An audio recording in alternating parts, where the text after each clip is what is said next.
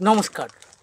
সমাজ কাঠামো বিশ্লেষণের যে আলোচনায় আমি আছি, সাংস্কৃতিক পর্বের বিষয়টি নিয়ে কথা চলছে। আমি সংস্কৃতির মধ্যে কথা এনেছিলাম, দুর্নীতির কথা এনেছিলাম।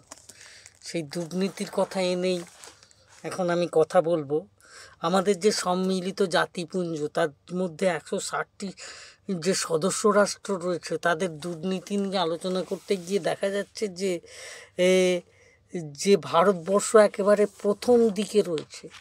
দুর্নীতিতে ভারতবর্ষ প্রথম দিকে রয়েছে।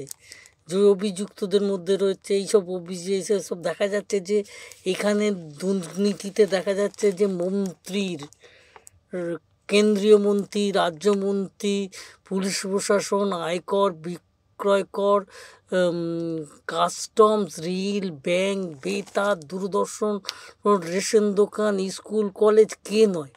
ভারতীয় এই যে দুর্নীতির লুট চলছে, শেয়ার কেলেঙ্কারি, বোফোর্স, এসব হয়েছিল আগে।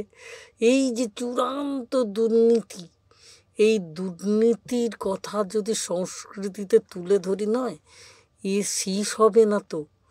রাজনৈতিক, সমাজবিরোধী এইসব যে কথা, এই কথাগুলো কত বলবো,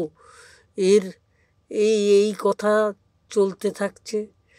এই কথাই মূল কথা হিসেবে রয়ে গেল। আজকে এই পর্যন্ত বলে আমার বক্তব্য এখানে শেষ করছি। নমস্কার।